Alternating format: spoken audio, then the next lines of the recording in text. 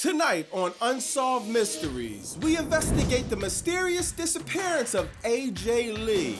She was last seen at WrestlePalooza throwing devastating haymakers at Becky Lynch, but she hasn't been seen since. We checked backstage. We checked under the ring. We even checked under CM Punk's luggage. Still no trace. Where did she go? Why did she disappear? Only one man has the answers, and his name is Palavek! Oh, my bad, y'all, my bad. I'm still looking for AJ Lee! My God, man, she left 10 years out the WWE, then poof, she just vanished out of thin air! Somebody call CM Punk, man. You came out with the AJ Lee merch. You wore it every week. You had the new flight jacket. AJ Lee's husband. Now nothing. Shout out to Kara81, a big supporter in the channel. Shout out to everybody that's engaging in the comments. I'm going to start highlighting y'all comments more and more in the videos. But when he told me this comment, man, I'm like, yeah, man, I do mention AJ Lee here and there on videos, but I completely forgot until he said something about it, man. Like, where the hell has she been? Man, I hate when WWE do this to the fans. Most of us are scared of heights. What's up with all these cliffhangers? My God, man, there's been a lot of bad news going on in WWE. Raw on Netflix viewership down, SmackDown ratings down. It's been pretty sad around the place. We need AJ Lee happy ass to start skipping around and bring the energy back up. But since she's not around, leave it to your boy Bobby Monsoon to do the skipping for you. Hey, producer, cue the music. Light it up. AJ's back on Friday night. This show sucked. This show was boring and it's wasting my life. What the f***? Triple H just can't get it right. All these bots say this show hot, but you know it's not. This show is cold as ice. Still struggling to hit your protein goals from just food, or tired of protein powders filled with stuff you can't pronounce? Me too. That's why I'm happy to be partnered with Transparent Labs. Each serving gives you 28 grams of protein sourced from grass-fed cows. That means no artificial sweeteners, fillers, dyers, and it's third-party tested, so you know exactly what you're putting in your body. My favorite thing is that it tastes amazing, and you got 14 different flavors to choose from. For a limited time only, Transparent Labs is gonna be hooking you up. When you order that grass-fed whey protein, you get a starter kit absolutely free. You get this shaker bottle. You also get 5 single-serving packs of their top flavors, so you can figure out which one you like the best. By clicking the link in the description or hitting the QR code, you can get 10% off your first order that applies at checkout. Thank you to Transparent Labs for sponsoring the video. Now that we got that out the way, I like to talk about, oh my God, what's that smell? Oh, there you go, Sam Skunk! And y'all wanna know what rhymes with skunk? Somebody has their panties in a bunch. CM Punk goes on Instagram and says, we unfortunately have to have this conversation again. Do not turn up at airports. Do not show up at hotels. I cannot believe I have to say this. Do not follow people. You've been repeatedly, politely told no. Respect it. You are not a fan. You're a stalker, and you will be treated as such. Respect the boundaries. Stop harassing. Whatever. Somebody needs to tell CM Punk it wasn't Palavek that made you. It wasn't TKO that made you. It wasn't the UFC, Dana White, Vince McMahon. It was the fans that made CM Punk what he was. It's the fans that made CM Punk the best in the world. Now, I understand fans can get annoying, but what do you expect? Wrestling fans are the weirdest, dumbest, marked out, craziest people you'll ever meet. Trust me, I'm one of them, man. I promise you. I see Stone Cold Steve Austin. I see Bret Hart. I'm marking out. I'm pulling the car over. I'm hopping out. I'm going to try to get a picture, try to get an autograph, try to get a hug, something. When I see the people that I grew up on, when I see the people that I love dearly for 10, 20, 30 years, Have you become such a corporate man? Have you kissed Triple H and TKO ass that much where you forgot the people that actually made you? It's the diehard fans that actually got you back into wrestling when you went to AEW, put you over. It's the diehard fans that got you back to your favorite place in the world, the WWE, so you can put on the suit behind the scenes and you can sit at the meetings because we know you want a certain spot. And when you want that spot, you know, all that pipe bomb dropping, you gotta stop it. You gotta play pretty boy. Now, on a serious note, I do understand CM Punk being annoyed with fans, man. Nobody wants to be treated like they're not human. You know what I mean? He'd be on long flights. These wrestlers got jet lag. They're already dealing with a bunch of BS in their personal life, BS in their professional life. The last thing they want is a fan sending stuff to their house or being just annoying and weird. So I understand that. But I also see the flip side though, because I'm one of the marks, I'm one of the fans. Like I just told you, if I see Bret Hart or Stone Cold or anybody I grew up watching, I am literally gonna break down in tears. I'm literally gonna cry. I'm marking out. I'm not gonna mark out to the point where I'm sleeping outside Bret Hart's crib or nothing. But if I see him at the airport or something like that, man, I will be very excited. But let me know in the comments what y'all think about that, though, man. You think CM Punk just has a point of just, you know what I mean, just telling fans to leave him alone? Or do you think CM Punk should probably understand that this is what he signed up for? Now, even though CM Punk is mad at annoying fans, I'm pretty sure what makes him happy is the news that he'll be World Heavyweight Champion again, man. It's pretty obvious if you ask me. Seth Rollins, unfortunately, it's been confirmed he will have to go through surgery. November 1st, they got Saturday Night's Lame Event! And they got him on the poster, and I'm pretty sure whoever he fights, whether it's Braun Breaker or whether it's Bronson Reed, no matter who it is, he's going to wind up coming out the champion. He's probably going to be the champion into the new year. Now, people be asking me, yo, Bobby Monsoon, what's your heat with CM Punk? Man, I ain't got no heat with CM Punk. I love CM Punk like all of us, man.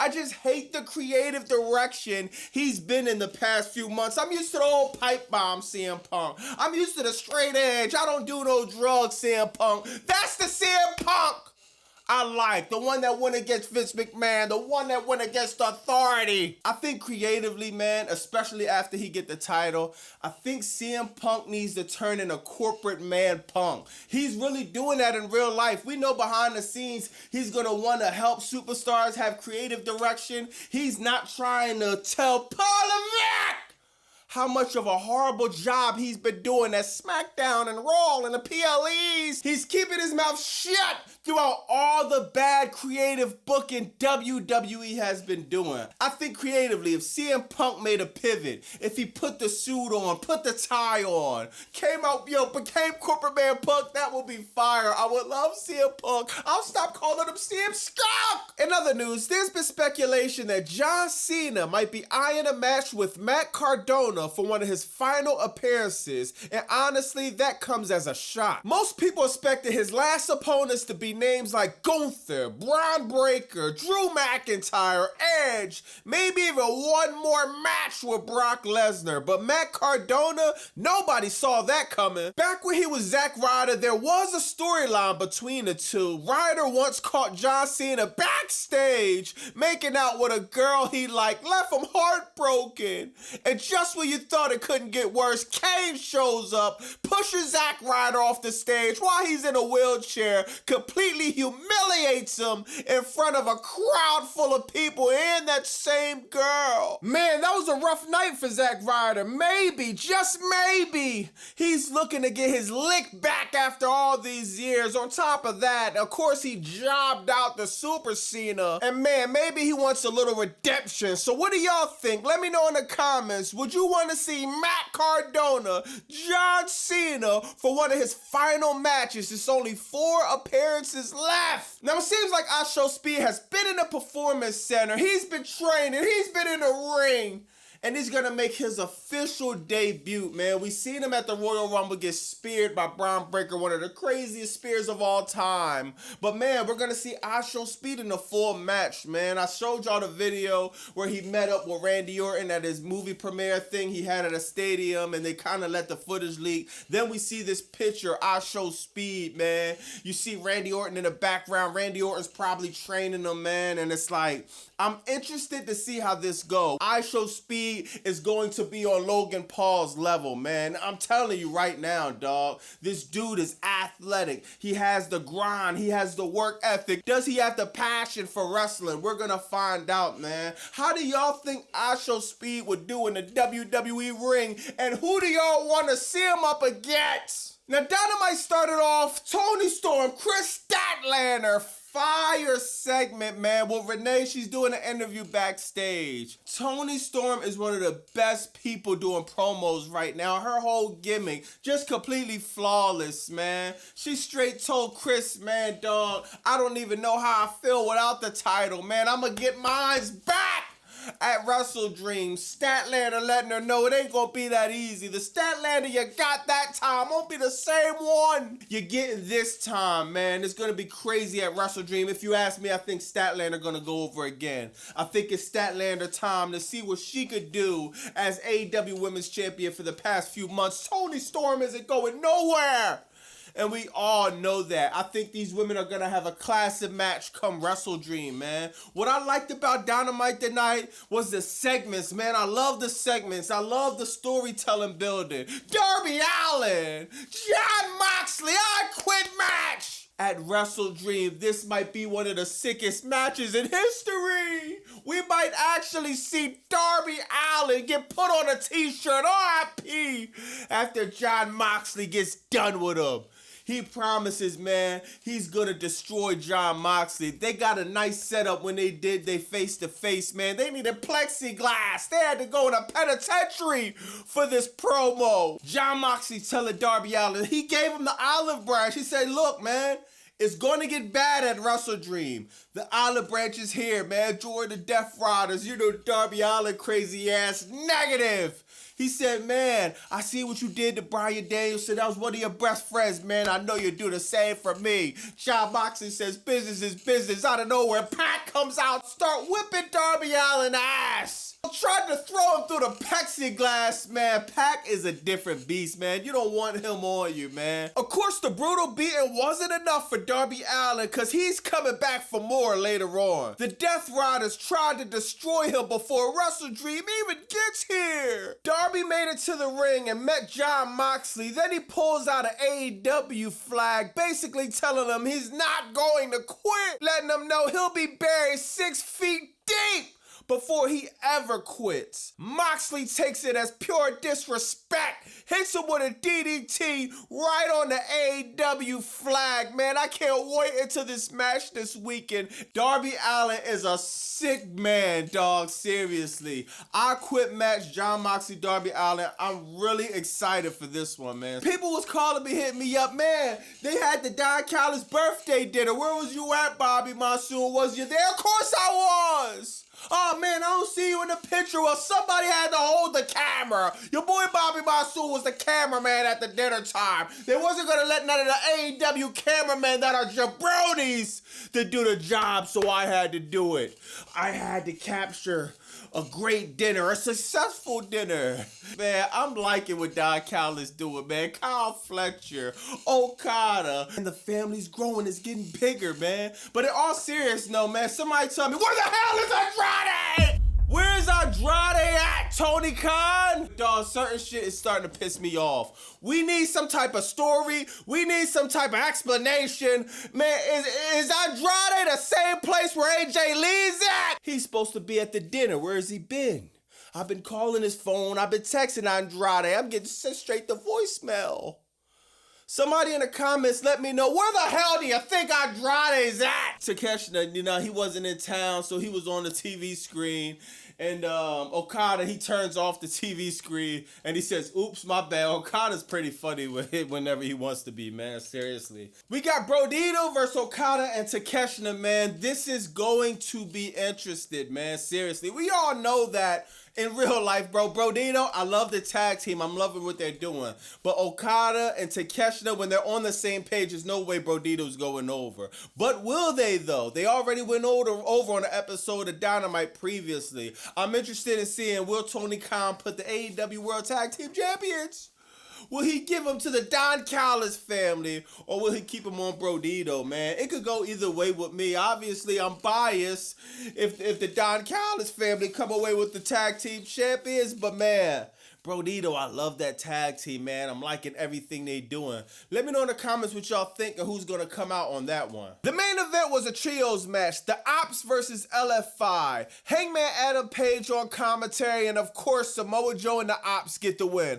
Honestly, I think AEW dropped the ball with this one, and I don't care if the AEW police comes for me. The facts are the facts. They completely failed to get people hyped for this match. Now, yeah, the AEW World Championship match, I know the match itself will be good, but the Samoa Joe versus Hangman Adam Page feud feels like it came out of nowhere. It's rushed, no real build, no real heat. I'm paying my $50 for Darby Allin versus Jon Moxley, Brodino versus Okada and Takeshita. I'm even more excited for Kyle Fletcher and Mark Briscoe than I'm excited for an AEW championship match. It's crazy when you think about it. This is supposed to be the top prize in AEW, man, and I want to see more effort into the booking. Why couldn't Adam Page and Samoa Joe got one of the cool segments some of the other matches had, man? Let me know in the comments what y'all think about that. WrestleDream this weekend, man. It's going to be a good PPV, my bad. I forgot I gotta pay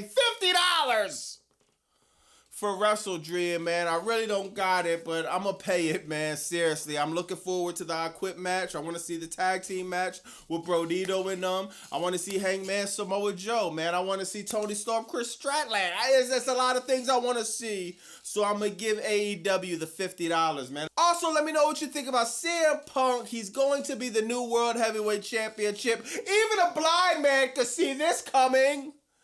They're probably going to do it at Saturday night's lame event. Where the hell is AJ Lee? Where the hell is Andrade? People's missing left or right.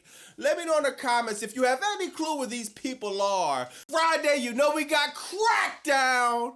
And man, let's hope, let's pray, let's keep our fingers crossed that we're gonna get something happening on Crackdown, man. Seriously, we got a tiny bit better Crackdown the week prior, man. So you got to take baby steps, man. So hopefully, man, they could keep some type of momentum up and we have a solid show of SmackDown, man. Let me know in the comments what you think about that.